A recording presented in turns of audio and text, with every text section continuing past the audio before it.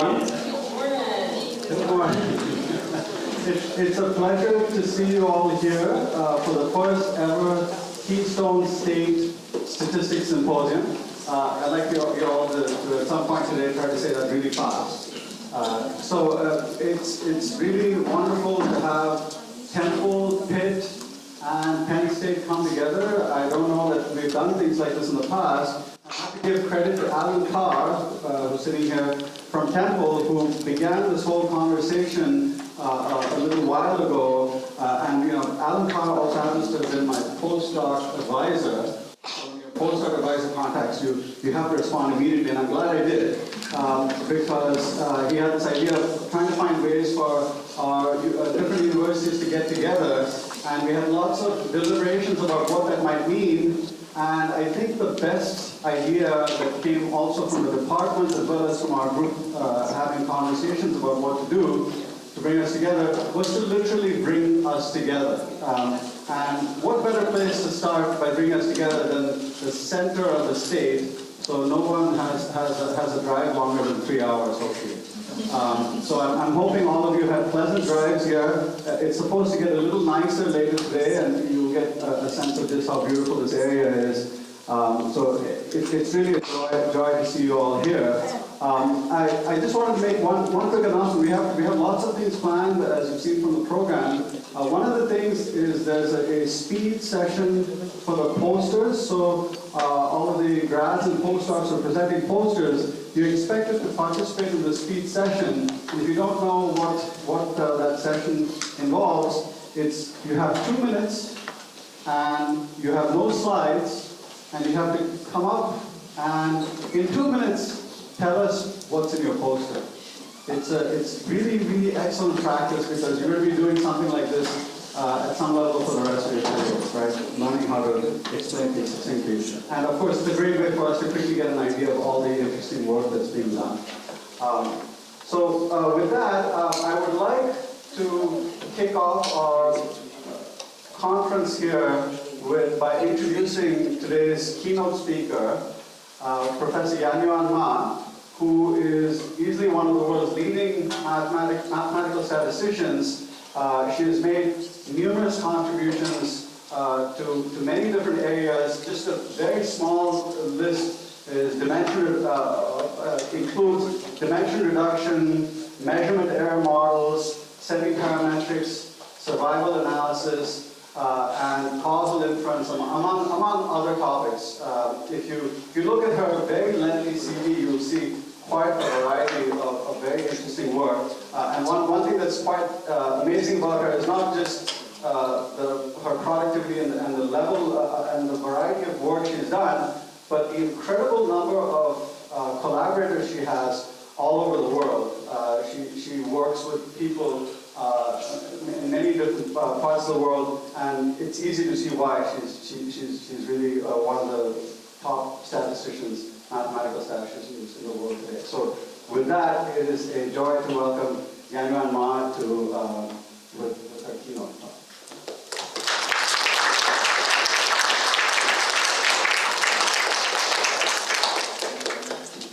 Thank you very much, Murali, for the very generous introduction and the opportunity.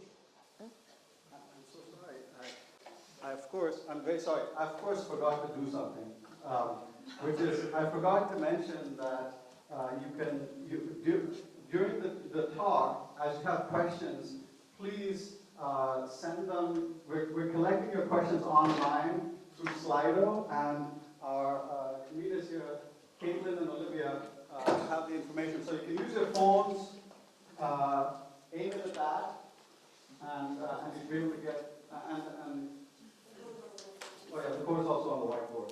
In case you miss it now, the code is on the whiteboard as well. So you can collect your questions, because at the end of the talk, Caitlin and Olivia will take your questions and have Yanyuan answer them. So apologies for the interruption.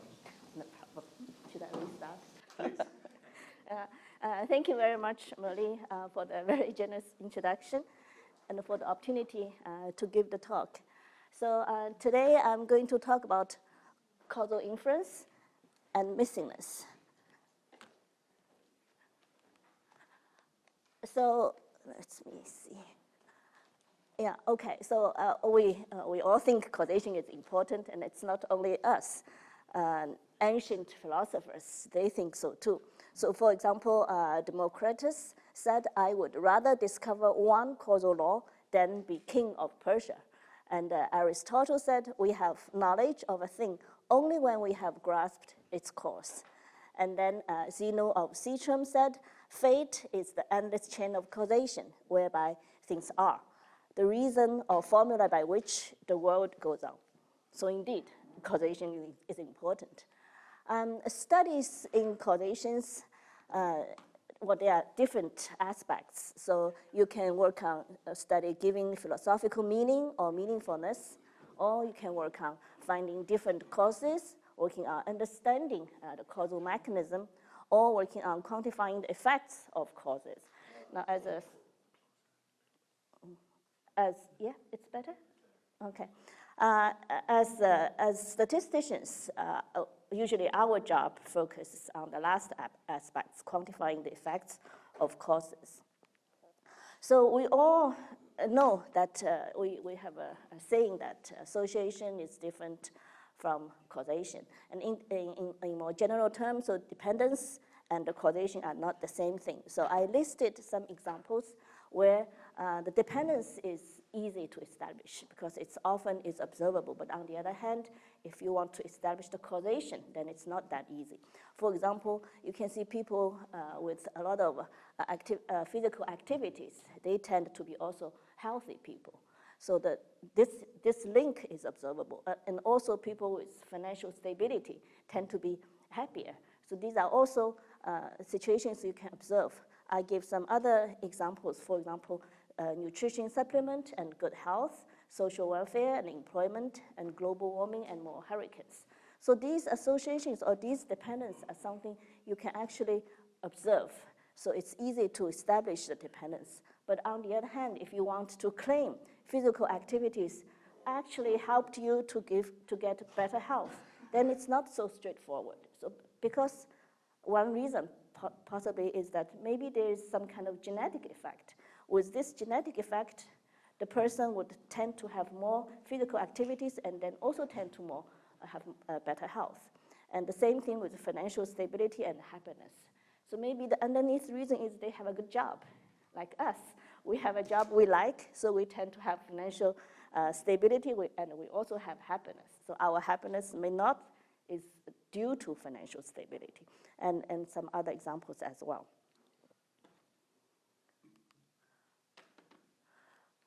Well, we know that dependence does not necessarily imply causation, but on the other hand, causation does imply dependence. So this is true. It's only a one-way road. And the reason that dependence does not imply causation, does not necessarily imply causation, is because there could be some common underneath cause. This is also denoted as unobserved confounder in statistical literature. So if you want to do causal inference, usually there are 4 elements you need to follow. The first thing you need to do is build a framework and define causal effects under a general scenario. So then the next thing is usually you need to make assumptions. You need to specify assumptions under which then we can identify causation and distinguish them from association. And then the third thing we need to do is actually the statistical analysis. We quantify the causal effects. And then the fourth aspect, because we made assumptions, so we need to assess the sensibility to the causal assumptions and find ways to mitigate. So this is the general steps. Let me give one simple causal problem in the potential outcome framework, just to bring us to the concrete situation. So let's say a patient receives the treatment and then recovered. So our question is the recovery caused by the treatment? Well, this seems to be very obvious, but in fact, it's not something we can answer. Because what if the patient would recover anyway, even without the treatment? So if I describe the situation in statistical terms, we can use a variable A to denote whether or not the person is treated. A is 1 if the person is treated, A is 0 if not. Then if the person is treated, whether the person would recover, we denote it as using y of 1. So this is under treatment, whether the person would recover y of 1. And on the other hand, if the person is untreated, whether or not the person is going to recover, that's denoted as y of 0. So y of 1 and y of 0 are two different variables. So in this particular example, because the patient received the treatment, so we actually observed a equals to 1, and we observed y of 1 equals to 1. We don't know what is y of 0. What we want to know here is whether y of 1 is the same as y of 0. So whether the person would recover if he or she did not receive the treatment as well compared to untreated. So or in other words, we can estimate, we want to estimate y of 1 subtract y of 0.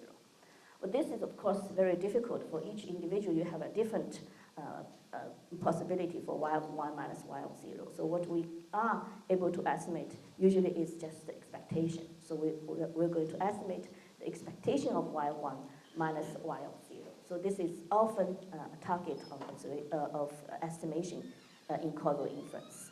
So in some situations, in addition to the treatment indicator A and the outcome, we also can observe some covariates. And those covariates, we name them X. We collect them into X. Okay, so this seems a very simple problem, but this problem is actually unsolvable. It's not solvable just because we actually don't observe y of 0. For every single patient, we either observe y of 1 or y of 0, depending if the person received the treatment or not. So in order to reach identifiability, we usually need to make assumptions. And these are the three assumptions commonly made in the causal inference literature. So the first assumption is called stable unit treatment value assumption. So this, making this assumption allows us to actually define what is y1, what is y0 clearly. So the first assumption is that no interference exists between different people, and the second is no different versions of treatment. So, and then the second assumption we make is usually called the positive probability to be treated or untreated. So we need, for any given covariate X, we need the chance to be treated to be positive and the chance to be untreated to be also positive.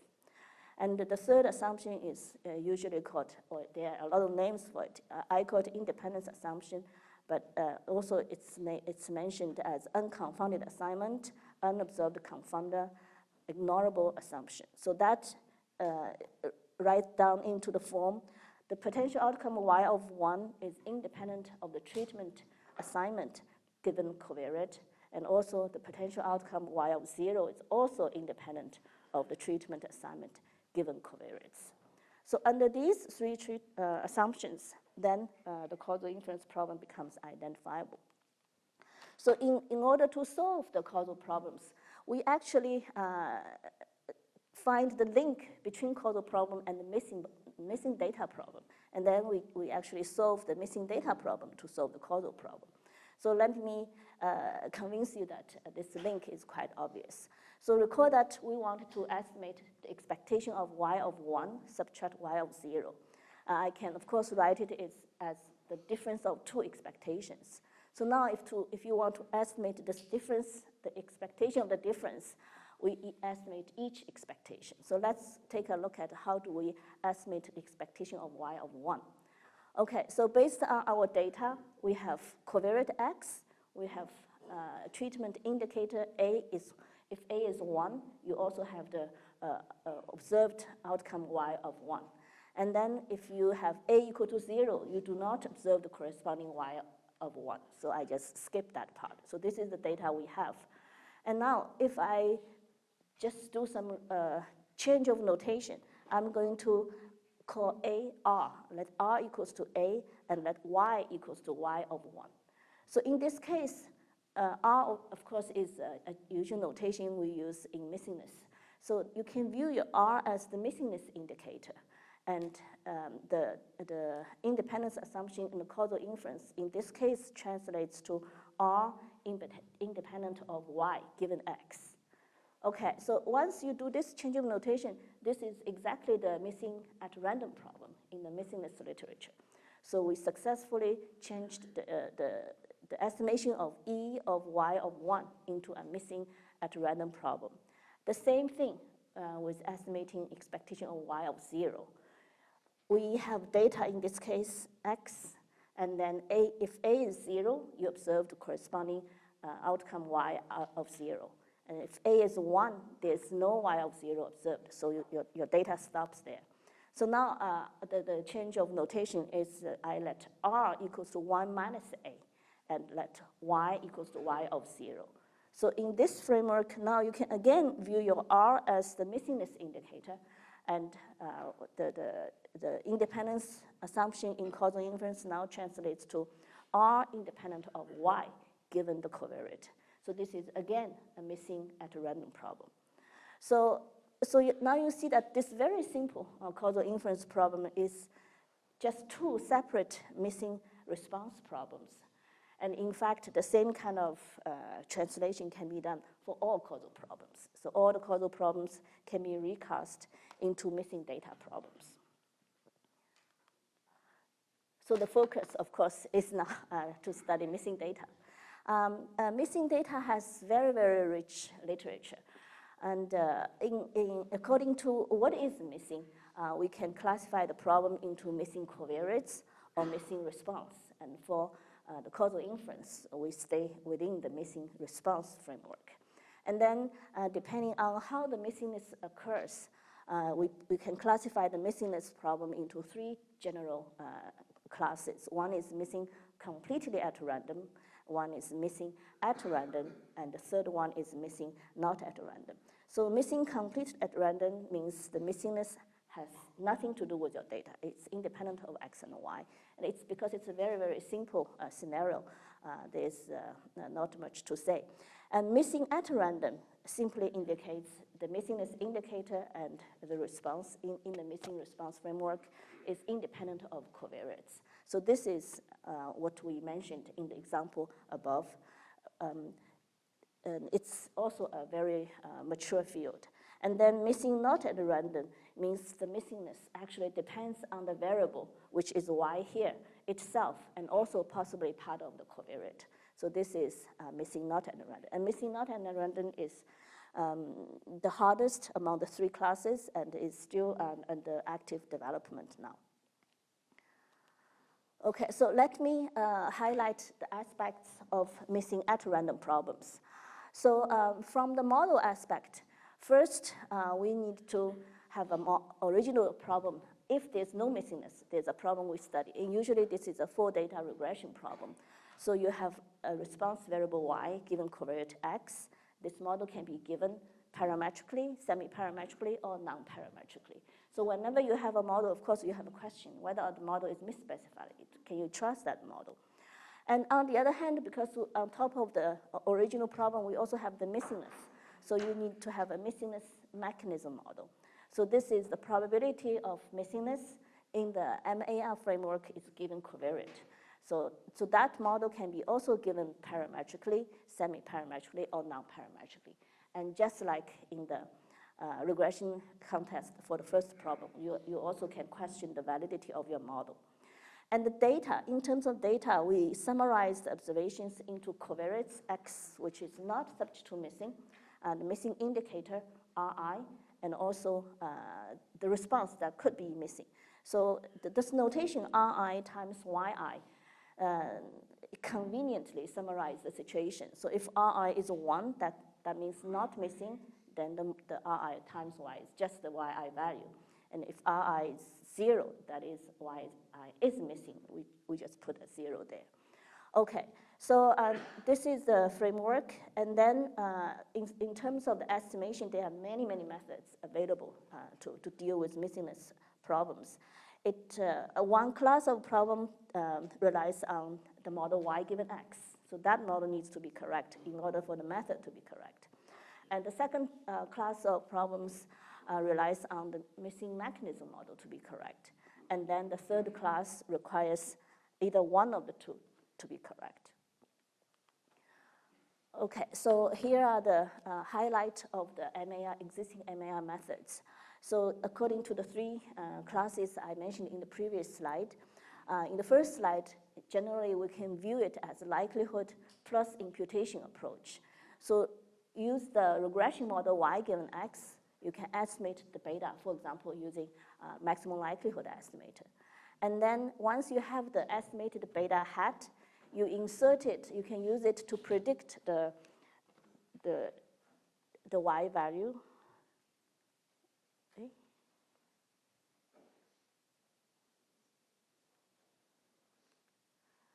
So here is the predicted y value, where your y is missing. So when I is 1, you just take y. When I is 0, what you do is you predict your y, and then you insert it, you impute it. So this is why the name imputation.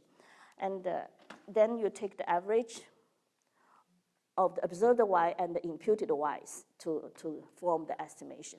So this is called a partial imputation. Of course, once you are able to do the prediction for the missing one, you can also do it for the observed one. So if you forget about the observed one, you use the imputed version for all of them, and this is called a full imputation. Okay, so this is falling into the class of likelihood plus imputation approach. And then what we can also do is likelihood plus weighting approach. So here, this likelihood is based on the missing mechanism model. So using the missing mechanism model, you can also do an MLE to estimate your parameter. And once you have your alpha hat parameter, you can form your probability of missing, and then you can use an inverse probability weighting approach to estimate the expectation of y. So this is, you use only the observed y, but you weigh it. You weigh it by inverse of the probability of that y not missing. Okay, so these are two different approaches. As you can see, the first approach does not even use the missing mechanism. So your missing mechanism can be wrong, but the regression model needs to be correct. The second approach does not even use the regression model. So the missing mechanism needs to be correct in order for this model to be correct. So people come up with something that uses both. This is called augmented inverse probability weighting. And this component comes from the inverse weighting part, and this component is the weight we change in front of the imputed y part. And if you combine the two methods in this way, what you find is that you can obtain an estimator that is so-called double robust, in the sense that as long as one of the two models, the regression model and the missing mechanism model, is correct, this method can give you a consistent estimate. Of course, I list only very simple ones. There are many, many other different methods. Generally, belongs to one of the three. The story about missing not at random problems is a little bit more complex, but let's take a look at this also. So missing not at random means the probability of missingness itself is no longer independent of the y. Y is the variable that is subject to missing. So as long as this is the situation, we call it missing not at random. Now, even if in the missing not at random framework, even if I have a fully parametric regression model, I have a fully parametric missing mechanism model, the problem may still be not identifiable. So for this kind of problem to ensure identifiability, we need some more assumptions. What are the more assumptions? Generally, there are two different approaches. One is called shadow variable approach. The other is called instrumental variable approach.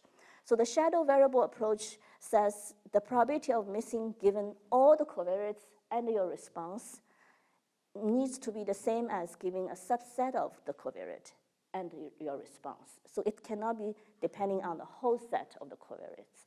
So that's the part of the X that is not, that the missing mechanism does not depend on is called shadow variable. It's sort of living in the shadow of the response Y. Once you have the Y, you can replace that. So instrumental variable goes the other way. So instrumental variable assumption says the probability of missingness depend on X, depend on Y, but it must also depend on one additional variable, and that additional variable W is called an instrumental variable. So these are different approaches to make the problem identifiable, and I'm going to stick with the shadow variable approach later on. So let's take a look at an MAR problem, NAR problem, which is motivated or applicable in the children's mental health study. And it's also a very basic problem that is widely studied. So we start with the usual regression model, y given x, with parameter beta. And our interest is in estimating this beta. So now the response y can be missing, and the missingness is unspecified. So we observe the data xi, ri, yi, and ri. So this is as usual. So as I said, if you leave the two models just like that, and if you have the whole x, the problem is not identifiable. So of course, we need identifiability assumption. So here the assumption is you can use the shadow variable approach. You can have two different assumptions. One is stronger than the other. So the first assumption is the missingness depends on only the response variable y, does not depend on x. So this x itself is so-called shadow variable. So because the whole x is shadow variable, we call this complete shadow assumption.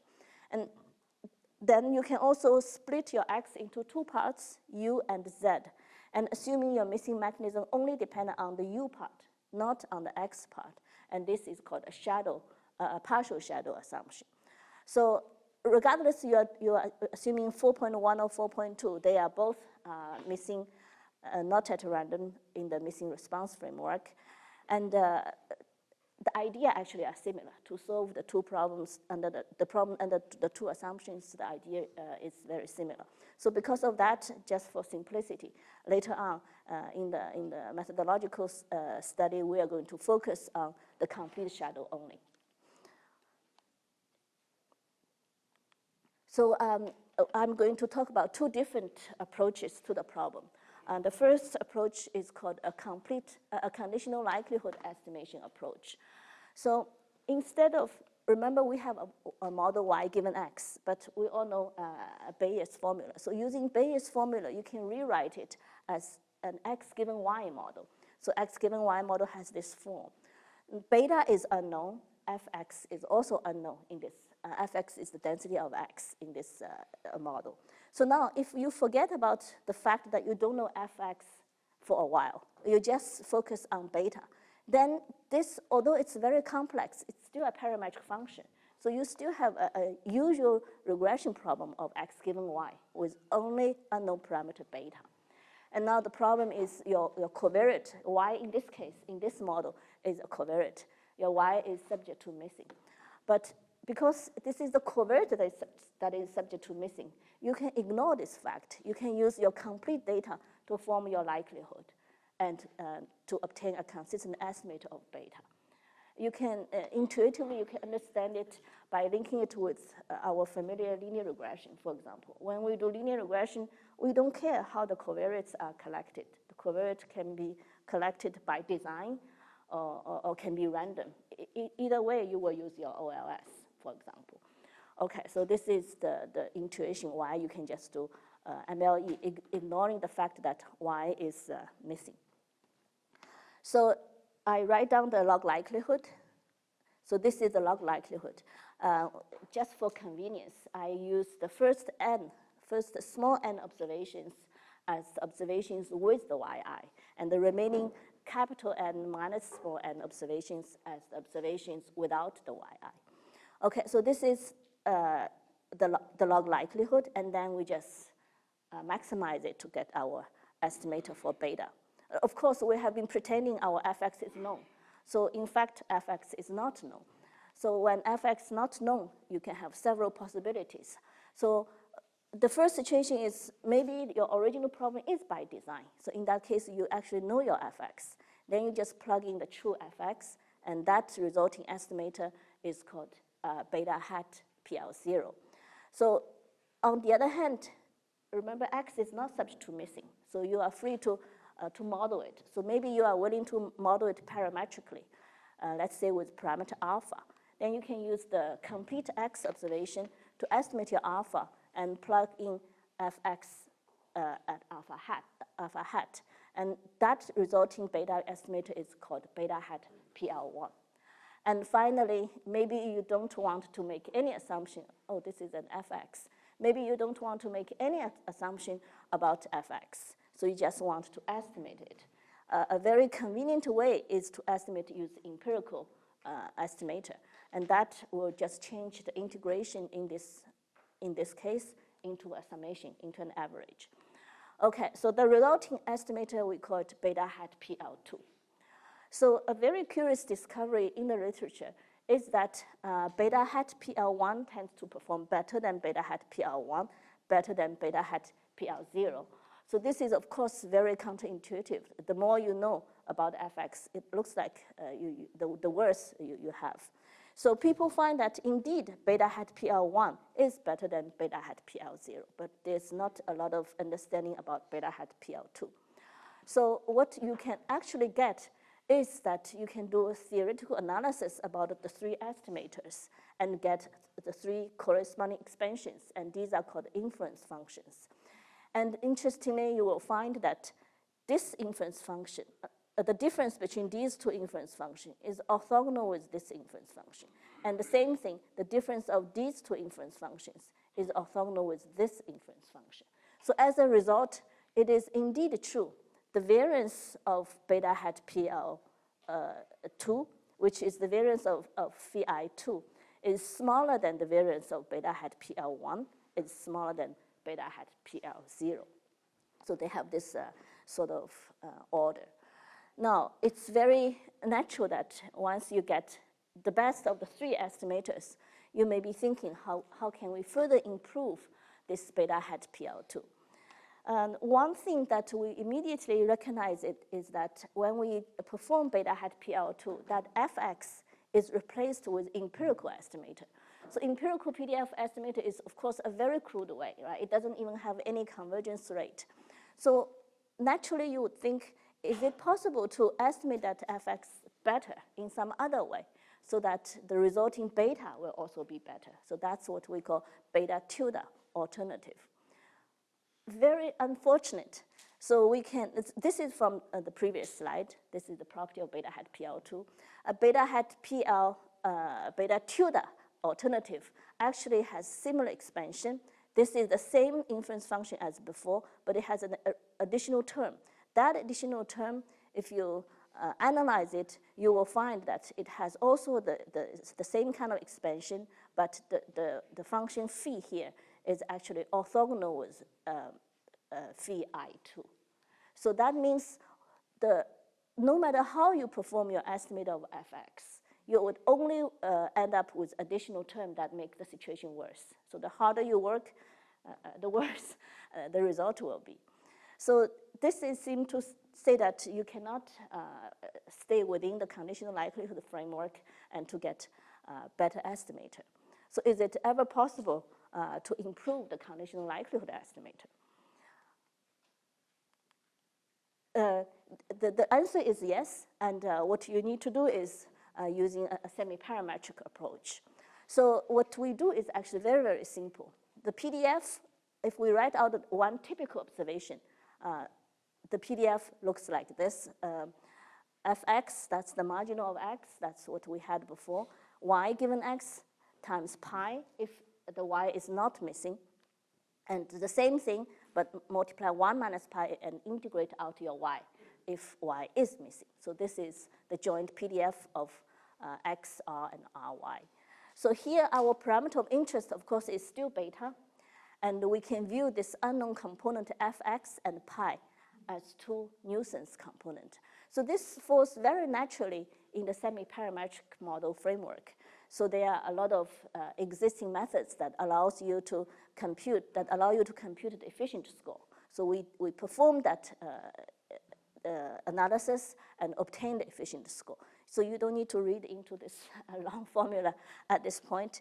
You can just be convinced that efficient score is obtainable. So now I'm going to mention something that is not quite fortunate. So the efficient score itself contains the nuisance component. One thing that is there is obviously is the pi, and of course we don't know pi. And the other is not explicitly written out here, but it's hidden in this b of y. So what is b of y? B of y is a solution to this integral equation.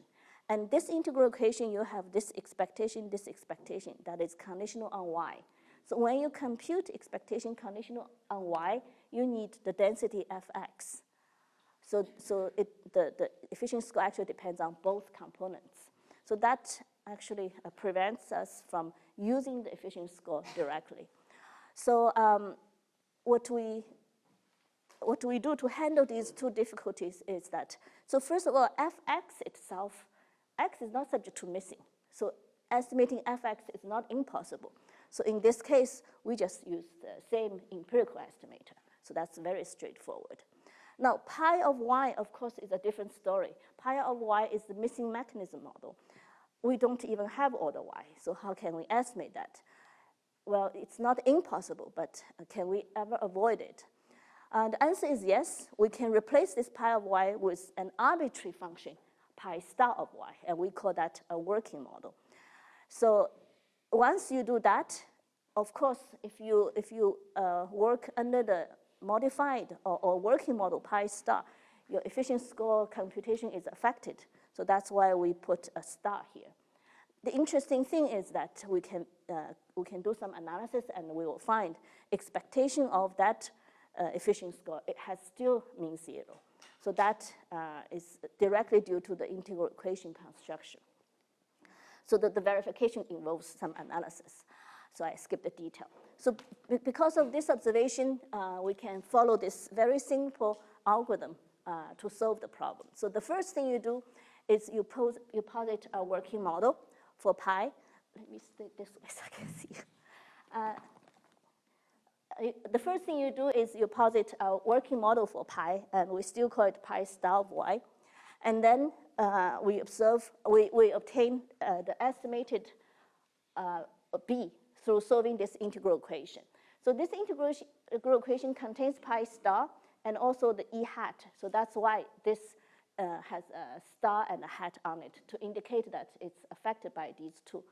And then we insert this b hat star into the efficiency score, and then we just solve the estimating equation to get our beta hat. We can establish the usual large sample property, but what I'm going to emphasize is only this aspect. So in the middle part of your sandwich matrix, usually it's the variance of the efficiency score, but here you have additional component h of x. And this h of x is there exactly because we did a very crude way. We estimated the fx using the empirical version. So that's the price you pay for replacing it with the empirical version. Okay, there are some further considerations. We say you can adopt pi star of y.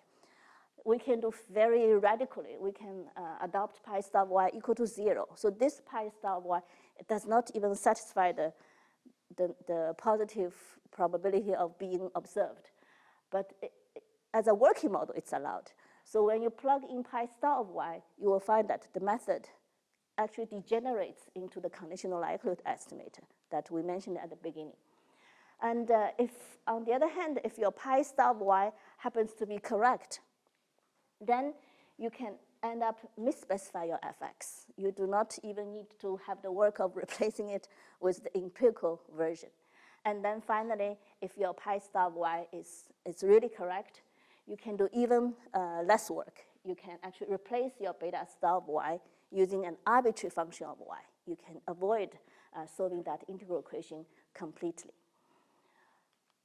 Okay, so, all right. So, I'm doing very well then. So now let's study this children's mental health problem. So the data is collected from Connecticut in the study of children's mental health in that state. So here we use YI to denote a teacher's report of the psychopathology of a child. 1 means abnormal, 0 means normal.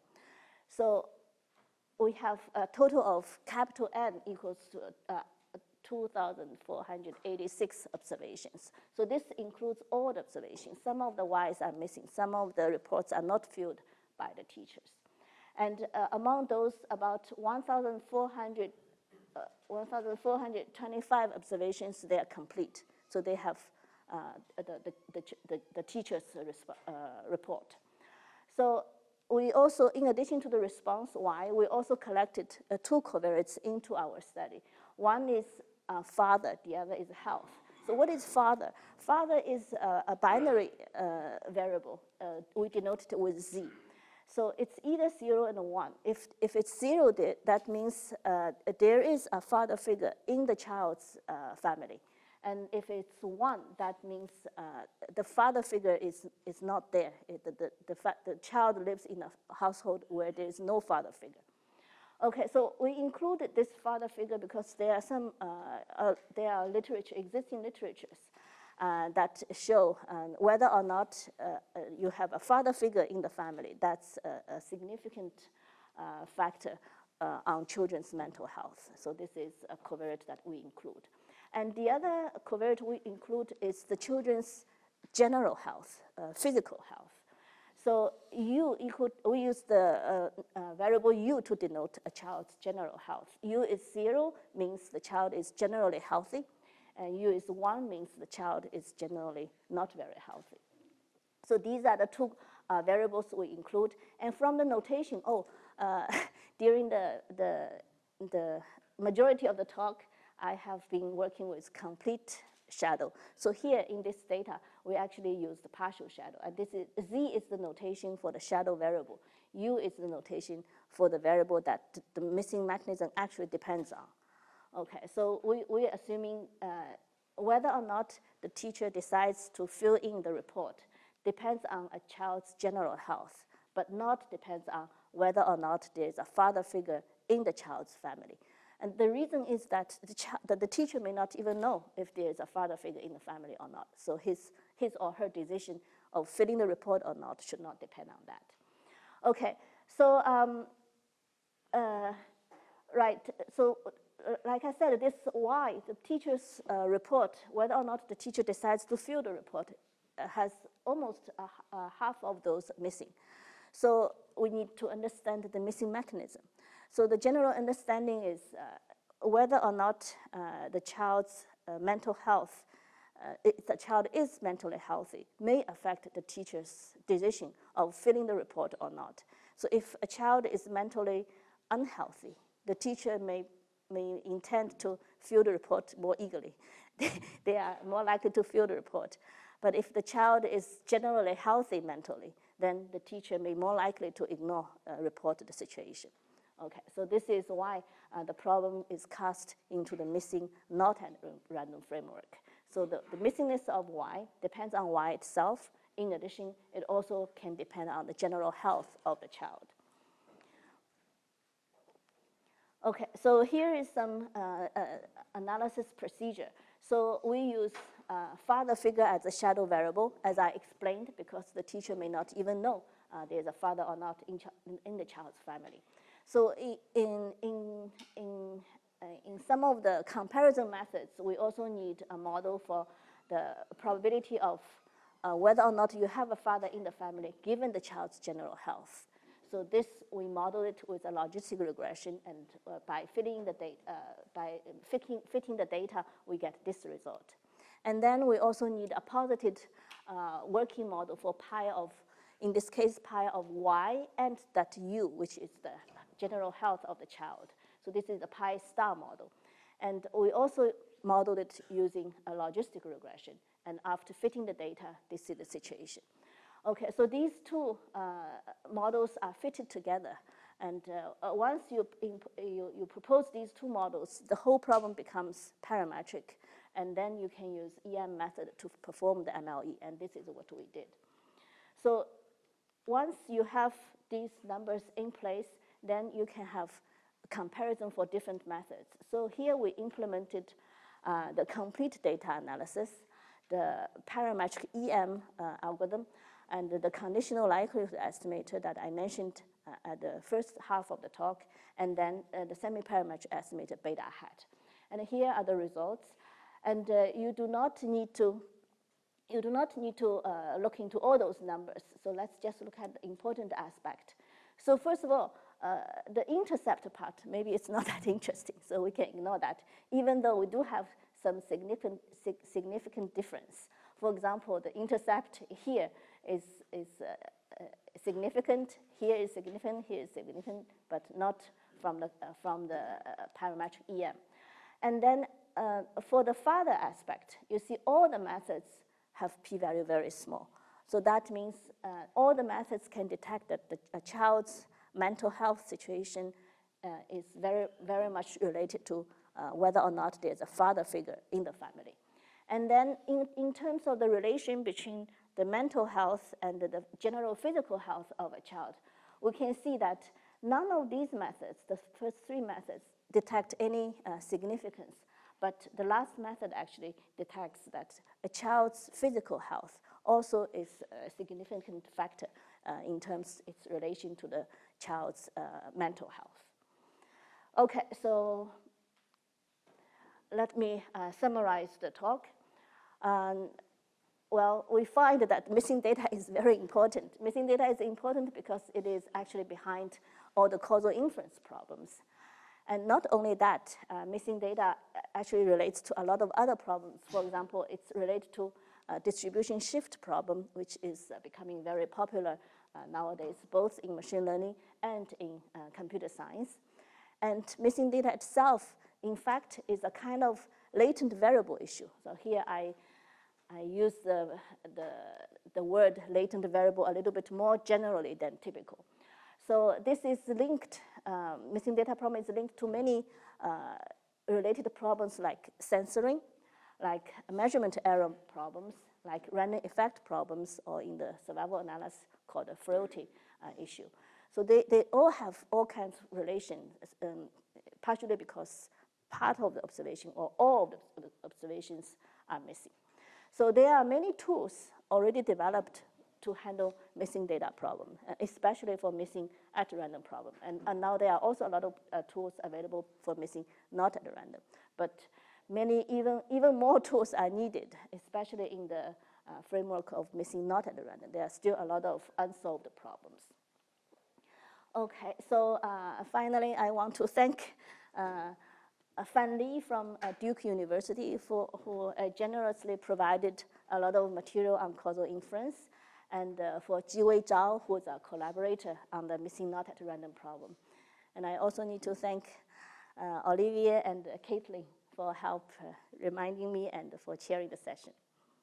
Thank you.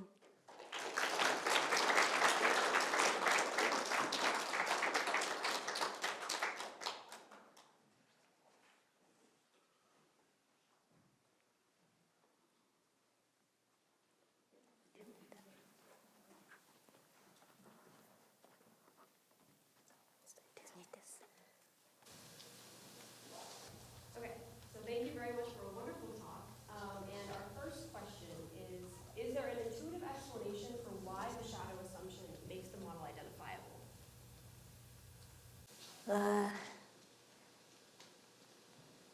Shadow assumption. I don't know if there's any intuitive explanation. During the derivation, you need some of it to drop out in order to establish the equality. But intuitively,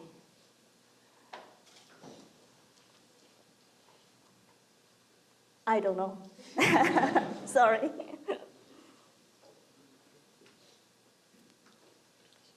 Yeah, so another question we have here is if variable selection is needed, can we do so under the MNAR assumption? And when both the missingness and the model, when both the missingness model and the data model are unknown, will knowing some of these shadow variables help in this situation? Let me understand the first question again. Yeah, so if we have to do variable selection, can we do so under the missingness not at random?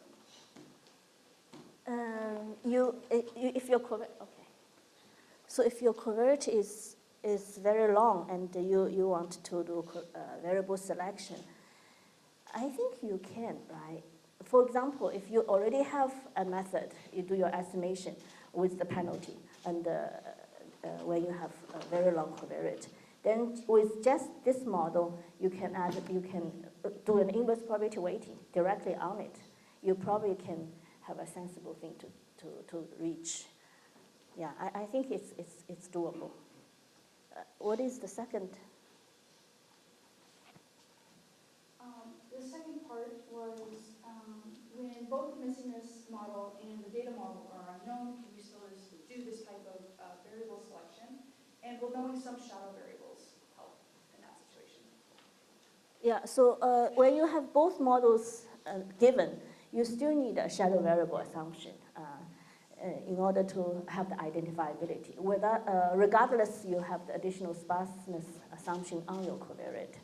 So yeah, I think shadow variable, or alternatively, you can use instrumental variable. So either assumption is still needed in order to have the identifiability when you do model variable selection. Thank you.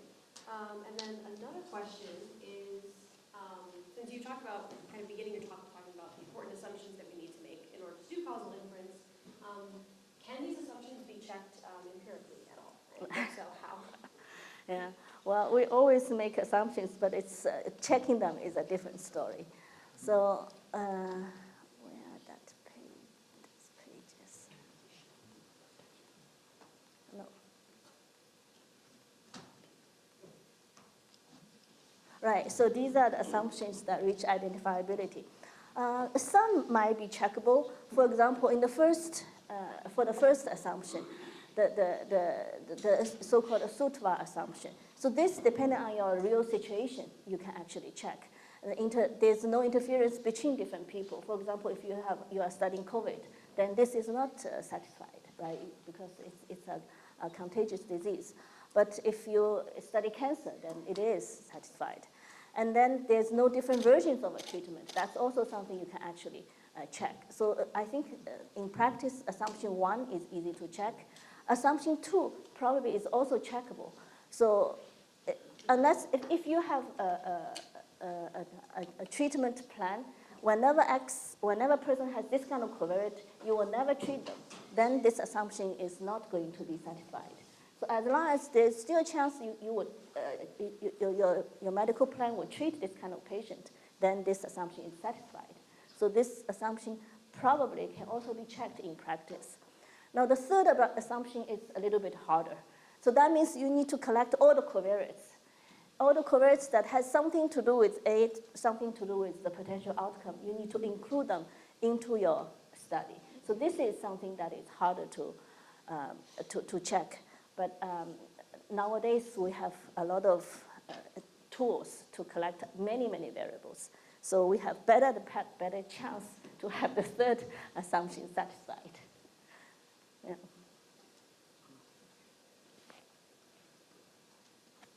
So next question coming in here is, generally, it's estimating the coefficients based on the distribution of y, x, and r, always better than estimating based on the conditional distribution. Yeah, so for this problem, it turns out to be the case. So the reason is because the conditional likelihood approach is in fact a special case of the general approach that we talked about in the second scenario. By adopting pi star equal to 0, you actually recover the conditional likelihood estimate. So in that case, it is a special case, so it's not going to be the best. Now, depending on how you adopt your pi star, so if the pi star is the truth, it's going to be better than conditional likelihood. But if you adopt a pi star which happens to be worse than adopting it to be forever 0, then you could end up even worse than the conditional likelihood estimator. All right, and so another question that we have is, you talked that you have situations for missing completely at random, missing at random, and missing not at random. So are there situations where it's really difficult to distinguish between these three things, and what situations you have? And what do you do if you don't know what case you're in? Yeah. Okay. So these three situations is a subset situation. So missing complete at random, you can view it as a special case within the missing at random framework when it happens to be not even dependent on X. So missing at random, you can view it as a special case of missing not at random, where the Y happens to drop out. So when you're not sure which assumption is true, it's always safer to make the least assumption. So the least assumption is the missing not at random assumption. So that's a safer choice.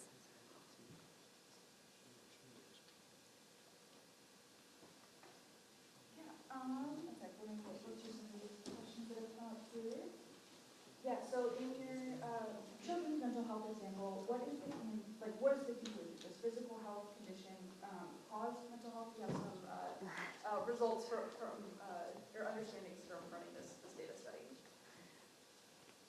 Yeah, okay, so in the children's mental health, this is a separate basing not at random problem. It's not a causal problem. So from here, we can only conclude that the children's mental health is related to to the children's general physical health, but you cannot claim the causal relation. So causal relation, you need to remember we have two separate missing data problem to study. So this is just one problem. You need to study another problem, and then maybe you can conclude something. Understandable. And then another question that we have is kind of near the beginning of the talk, you talked about that we have different approaches. Specifically, you talked about the likelihood plus imputation approach. So when we're in that framework, you talked about partial and full imputation.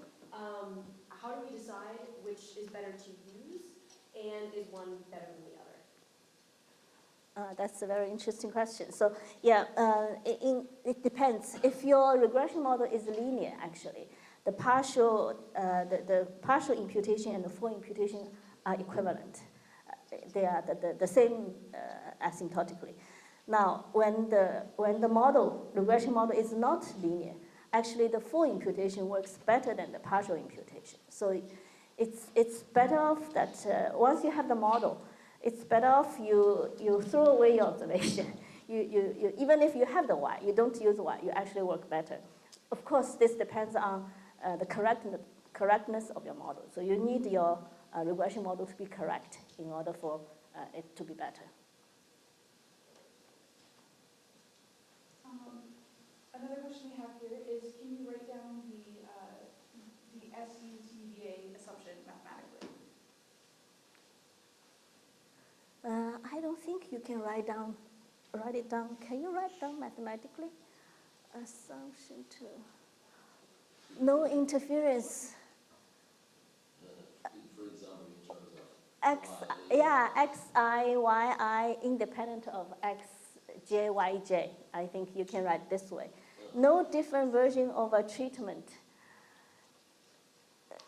So that means A is well defined. How do you write something well defined mathematically? I guess not. Okay, we have one final kind of wrap-up question for you in order to keep on time. And so, in general, we have massive amounts of data that are available to us that we can access. And so would you say that with the massive amounts of data that we have access to, is this helping us solve causal inference problems in the sense of that we can gather data from multiple sources and things like that? Or is it actually making the problems harder? And why or why not? So you are saying if you have multiple sources of data. As one example. If you have multiple sources of data, does that make the problem easier or harder? Is that? Since we have access to so much data Yeah. now, is having access to more data available to us in general, is that helping us solve causal inference problems, or is it actually like making it even harder to actually solve causal inference problems? More information is always good, right? At least you can ignore them. If you can solve a simple problem with not so many covariates, for example, and then even when you have a lot of covariates, you can turn blind eye on part of it. Then you can solve it. You can solve it within the simple framework.